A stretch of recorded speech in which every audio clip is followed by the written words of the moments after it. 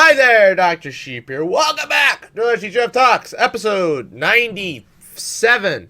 I'm your host, Dr. Sheep, joined by Oh, we're getting co-host close. Anonymous Phil. Yes, we are. Joined by my co-host, Anonymous Phil. Yeah? Is that me? Yeah, that's you. It's 97, yeah. Roll the intro.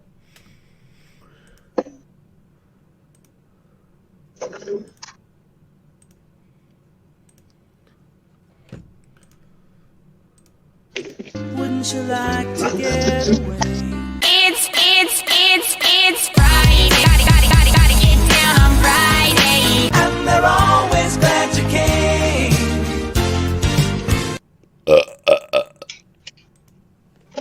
Excuse you. These podcasts are broken down into 8 segments. 4 parts. First, we have our weeks have been, followed by some sort of news, followed by your comment, Your comment. followed by a random fourth topic. And damn it, I had one picked for this week, but I forgot to write it down. Oh no! Oh, it'll come to me. Was it trip related? No. Was it actually interesting? Yes. Then why did you forget it? Because I forgot to write it down. Dumb. There's too many things that go on. I don't remember to write everything down, okay?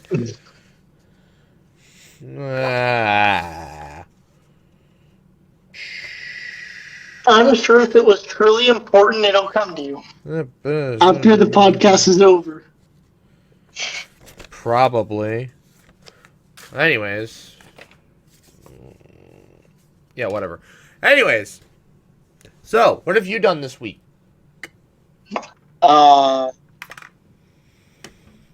Made a couple dollars here and there. Barely enough to pay for gas, but you know, that's life. Yeah, anything interesting at all? I just told you. Besides that. Is that not interesting? I mean, to our 12-year-olds? Probably not. Actually, I don't think we have any Well, 12-year-olds that I walk guess- anymore. I think they're all about I 12. guess the life of a post-college student is just lame. Maybe You have nothing to look forward to, kids, when you get older. Don't you have any? Do you and your friends ever have any crazy stories to tell us?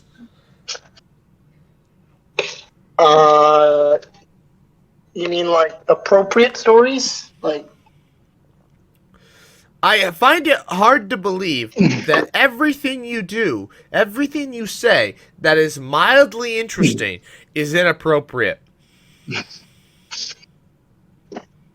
fair enough. Anything at all. What did I do this weekend? I think?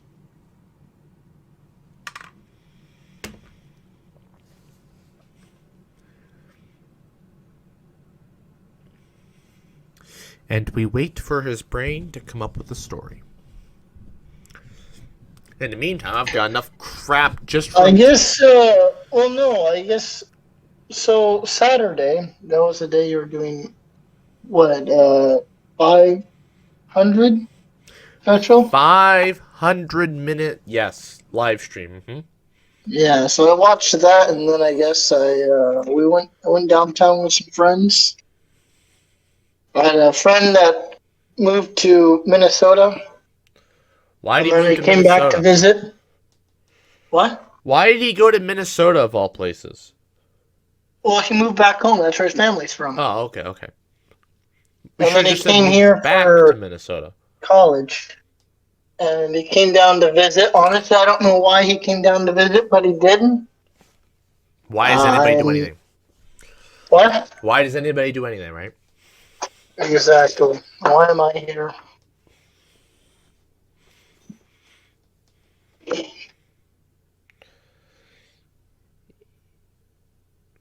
Anyways, that is my story. Wow. What an exhilarating story. I'm trying to do it in a monotone voice without smiling, but I can't help but smile. You don't seem impressed. As if you've done something more interesting. I don't know if it's interesting. At least I have stuff to talk about. Well, I mean, what do you have to talk about? So Exhibit A. I actually opened up my blender and Is used it on the it. screen? Huh?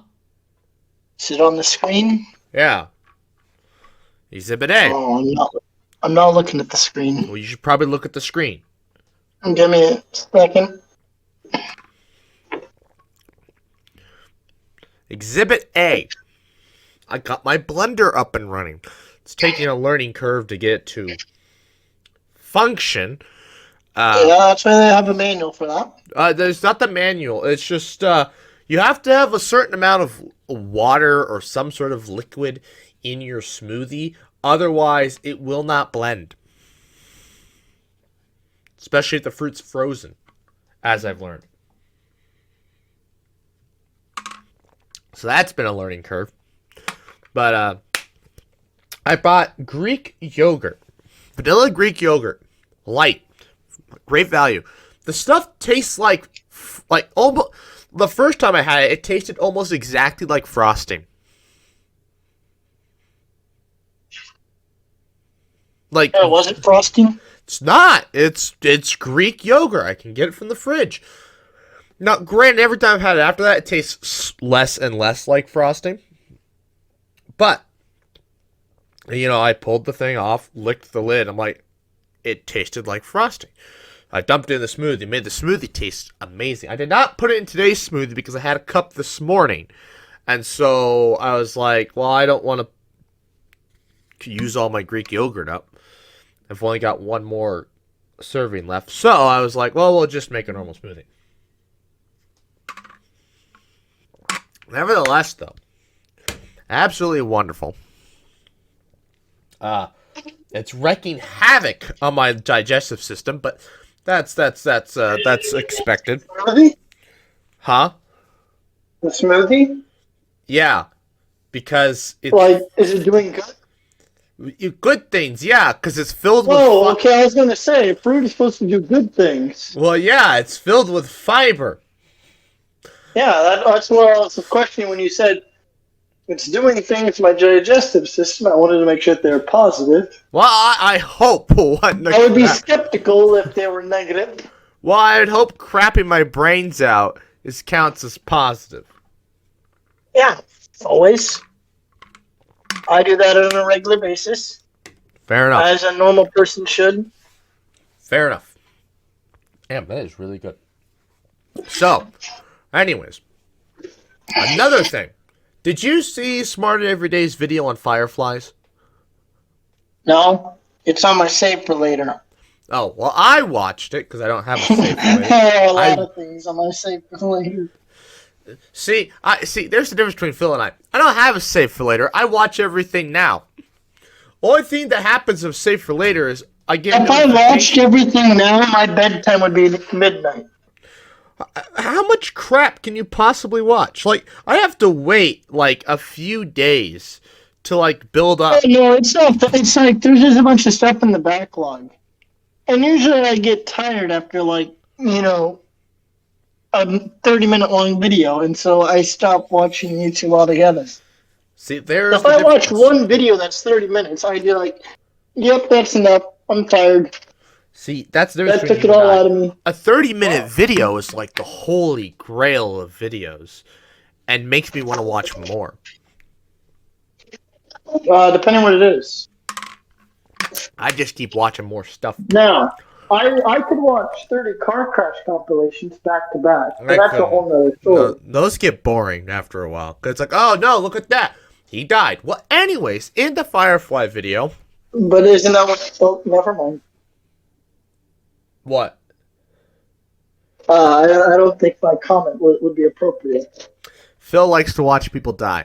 Anyways, so in his video, he brings up a book with a chart in it, and me being the person I am, I'm like, well, it looks like an interesting book. So I went to Amazon and bought the book. Of course you did. Of course you did. You already have it?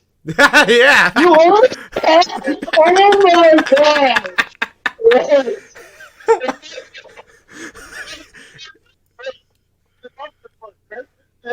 okay, like you want to look today. That's it.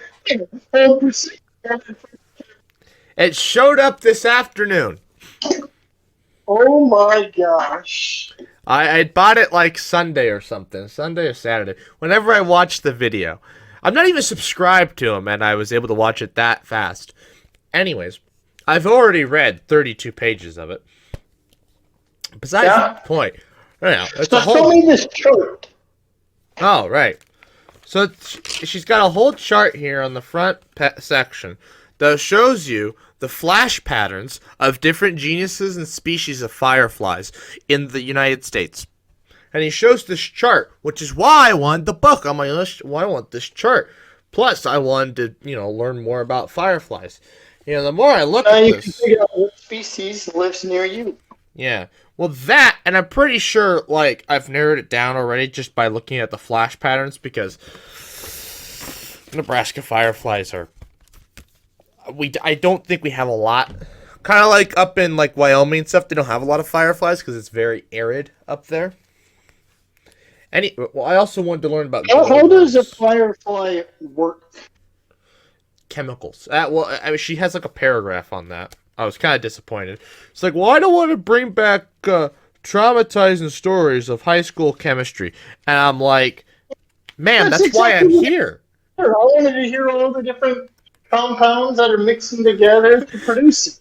And I'm like, ma'am, that's why I'm here.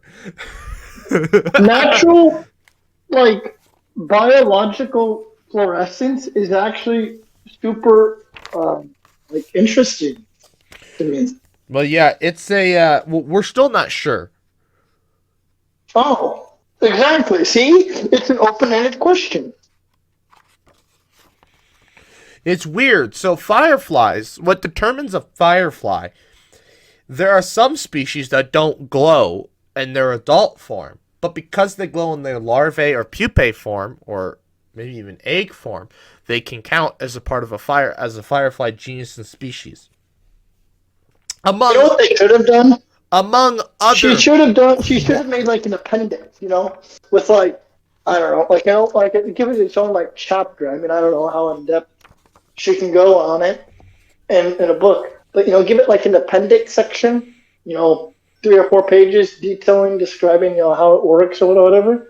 And just say, I understand the most average reader may not find this interesting. If so, refer to Appendix 2.1 or whatever. I mean, I think she referenced... And that would be the perfect way to go down for.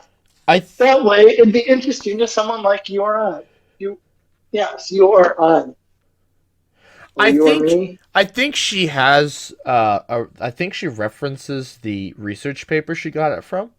So you could probably just go look it up and read it.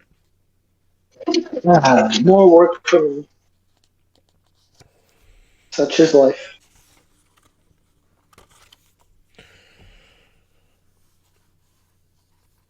I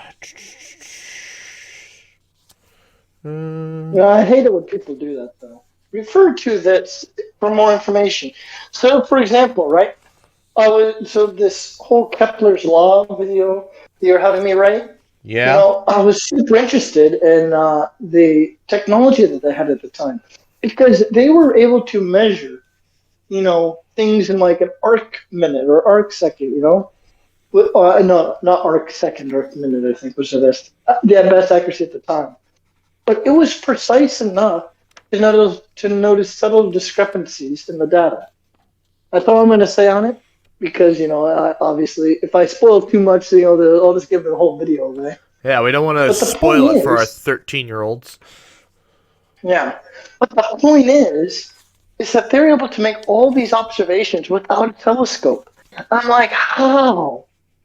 Right? So they had numerous instruments, and I've been reading about, how some of them work. Because all the data, because the I guess, founding father that Kepler was using to formulate his theories were Tycho Brahe and Copernicus. Oh, good old Copernicus. Yeah, Tycho Brahe and Copernicus, as well as Aristotle. Mm-hmm. Although a lot of Aristotle's stuff was philosophical. philosophical, exactly. And probably wrong. But exactly, that's an important key piece here. I could make the Kepler videos super long if I wanted to, just because of how much historical background I could put behind it. So I'm probably not gonna put a whole lot. But like, I've been reading so much history on it. Because I kind of just want to just give the laws, but number two, kind of give some background on like why they make sense. Because I feel like I look up a lot of videos. They kind of just say the laws. Some will briefly describe why they are the way they are, but even that doesn't do it for me. Those videos don't do enough justice. I got enough justice from reading about it. I've been reading article after article, picking up a little bit more from each article, and just kind of piecing it all together. Remember when That's you the said one this will thing. take There's you no 5 article. minutes? I just kind of there's no article that I could find with my searching that just just wasn't everything that I wanted to see all at once. Just Remember, because I have like a scatterbrain thinking where it's like, okay, I want to know about this specific piece of this information related to this. They don't do that. remember when you said that it would take you 5 minutes? 5 minutes? Yeah. Talk about what? No. It'd take you 5 minutes to write it or whatever. Oh yeah, no. So the laws I can state them in 5 minutes. The problem is less than that. I should stating them.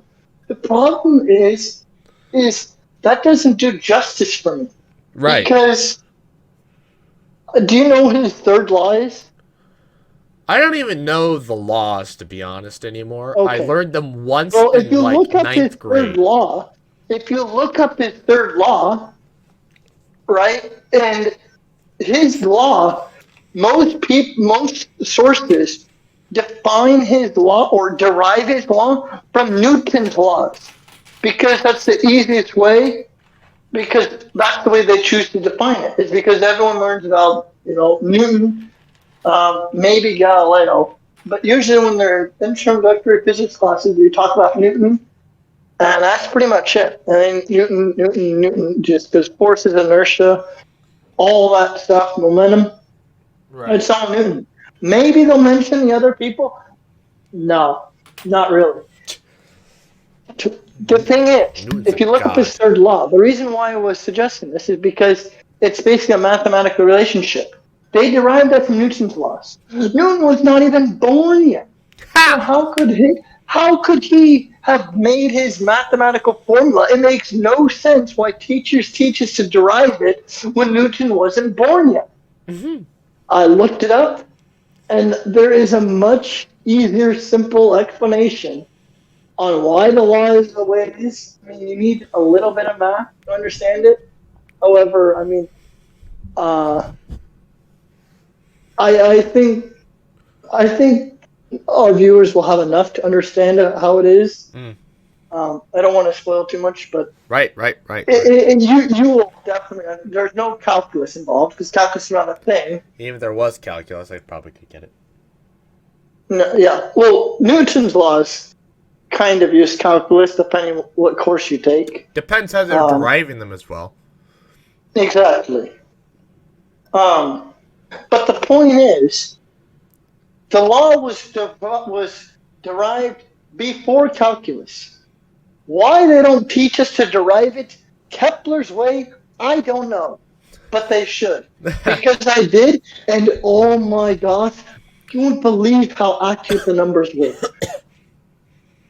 Well, anyways, I still have because he derived it empirically from data, right? Right. So I plugged the data into Excel, and it's kind of crazy how it comes out so perfectly. It's like no wonder the Greeks were just astonished by the natural harmony and symphony of the universe, because it's like when you put numbers behind it and you see if they come out to values that are like, what? Like nature gave us these natural numbers to form relationships with. It's kind of spooky. Like I got a value. I was like, no way this is going to be close, but maybe it'll be in the ballpark. No, it was dead on. It was dead on, and I'm like, They should teach us this in school. But they don't. They don't. Oh my gosh. Well, This is me off. anyways, before I've we... never known how it worked until I looked it up just now. All right. And the reason why I looked up is because I was like, okay, where did this one come from? Newton. Oh, of course, Newton. Well, Remind me again when he was born? Yeah, that's right. After Tycho Brahe and Kepler died. Well, Something's not adding up here, sir. Well, anyways, one last thing. While I was on Amazon, I bought the book. Yeah. And I bought those playing cards. Playing card? Oh, yeah. So the black deck is the black deck. There's nothing wrong with it. It's perfectly fine. The green deck. Freaking Yeah, wow. that's always the limited edition or like tiny. Yeah, go on. So I opened up the green deck. I've got this card, which is green on one side and pink on the other. What? Oh, that's how you wanted it? No, I don't know what this is. It just came with it. I wanted the green. It came green with the pink side. I don't know what this card is. And then there was another card that was just double-sided. Wait. I didn't have my camera out. Show me the pink one.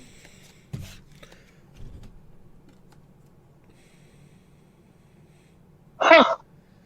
Which I was like, okay. And then I saw this one, and I'm like, all right, whatever. You know, there's always two cards in the deck that are usually like advertisements or something. And there weren't any advertisement cards, so I figured, okay, whatever. You know, I'm thumbing through the deck. It's a beautiful airbrush finish on them, as I expected from Bicycle. And I get down to the front. And usually you starts with the Ace of Spades. And then the Joker. But there's only one Joker.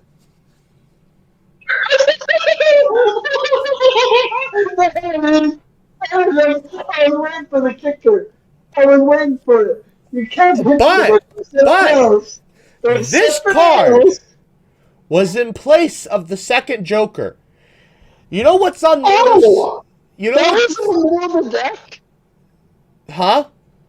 That card, the green double-sided card, was in the middle of the deck? No. The Jokers come at the beginning. This card, on the other side...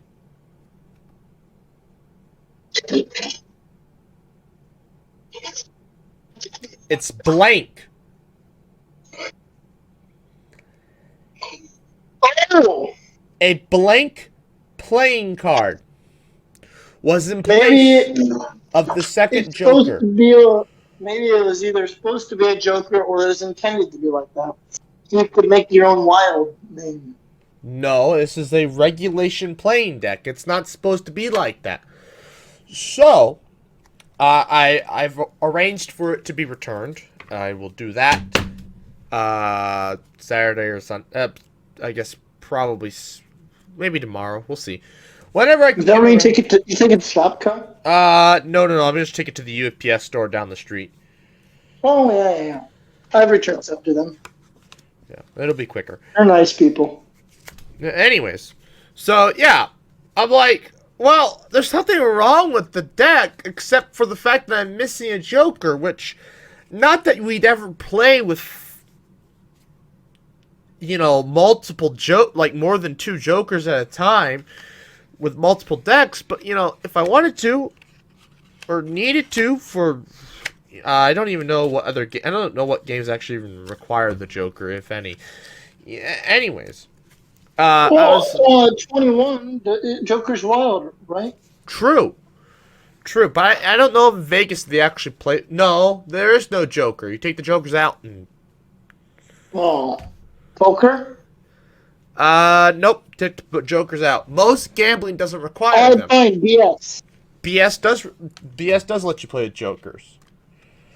So you couldn't play BS with that card deck. So it's like, well, gotta return it. So other than that, you know, this Amazon purchase, Oh, damn it! pretty good. I'm on the wrong burn.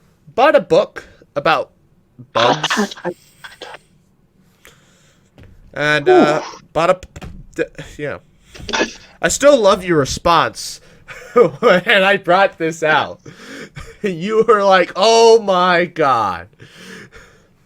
Wait, with the book? Yeah, Yeah, oh my gosh.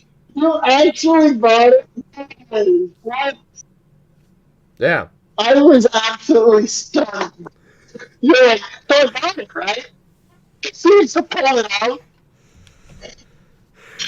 You Oh my. you probably like weren't believing me. Like, no way, actually, like he's joking with me, right? You bought it, right? I figured you put it in your save for later on Amazon, like you have 40 other things. No. I saved for later probably more like 100, but I thought you threw it in there. More like 200. Exactly. My point being, you have lots of stuff. You're like, oh, that'd be cool. Save for later. I figured that book was one of them. No, proceeds to pull it out. I have it right here in my hand.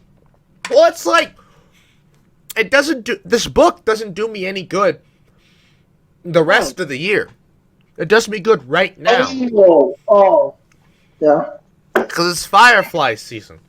So I gotta soak up as much information as possible before next weekend when we go out to our aunt and uncle's, because it's gonna be probably the only time I'm gonna hunt fireflies. Hey, yeah. So I have gotten a text message of the store. What is going on? Oh, right. Am I invited? Well, I don't know. So it's the funniest thing. So this. So she texts me on June 16th. What a bad idea. We're thinking about dates for 4th of July party. Are you around all that weekend? I reply, should be. I have work Saturday morning, and at some point I mow. I sent that, never got a response. So I preheated the pot, right? And then I that's a poured my terrible pasta idea. sauce in. Woo! Yeah, no, don't do that. I thought maybe it'd cook up faster. No, the pot was too hot. And it was at the lowest setting. Yeah. Bad idea. I thought maybe it'd cook faster, No. Because now the pot's already warm. Oh, no. Oh, no. Anyways, I probably just burnt the bottom layer. whilst we're on the Firefly subject, Oh my god, that's just a zucchini. while we're on the Firefly subject, Oh, you're talking about the party. well, I don't know. That's all I know. It was just 2 texts. Oh. So You let us don't know know. what day or time. Not a clue. Could be Sunday, could be okay. Saturday. Cool. I'm kind of hoping for Sunday. Anyways, You speaking say of... Sunday? Yeah, why? 4th of July is the Monday. Oh, yeah, I guess. Speaking of Fireflies, though. Yeah, what, you get 4th of July off? Yeah, it's a Did federal... you get Juneteenth off? No. Oh. I have an aunt who works at a bank, and she got Juneteenth off. Some banks do it, some don't. The Fed is closed, but, like, our bank's like, we want to help our customers. And I'm like, for one thing, all right, when we have a Monday that we don't work, all of our transactions get compiled from Saturday, and some of our locations are open Sunday. So they have Saturday, Sunday, Monday, and Tuesday. 2 of those days are full days, by the way. 2 full days. 4 days worth of transactions compiled into 1 day. Here's the crazy part, though. My branch only has Saturday, Monday, Tuesday. We don't have Sunday. But the branches that work Sunday are the busiest branches. They do, like, each teller does like 100 transactions per day on a busy day. Like, How many do you do? I do like 40, maybe like 50 on the busiest of days. Okay? Most days it's in the 30s. Anyways. Yeah. So you're on your phone a lot? No, I'm constantly learning right now. I'm not allowed to do anything else. Oh. Anyways. So, no, you should not sit on your phone. Anyways. I figured you probably shouldn't. I didn't know if you had other tasks, but yeah, learning, I suppose, Anyway, falls under other tasks. Anyways, go on. I do more reading now than I did all of my college career. I mean, literally today, I read 32 pages of a book. Frickin' Banking related? no bugs Oh my! So you don't work. at work, and I was then I'm asking constantly you on your reading it. phone. When I answered you on your phone, basically I was asking, is it work related? The answer was no. Oh, when I'm on my phone, no, it's never. Anyways, back to the thing. So these other branches, though, they do like 100, like their busy days are like 100 transactions. And so, but usually they're in the 70s. And I'm thinking to myself, I'm like, that's like 400 transactions, 300 minimum for these like these 4 days for these branches. I'm thinking like, oh my God.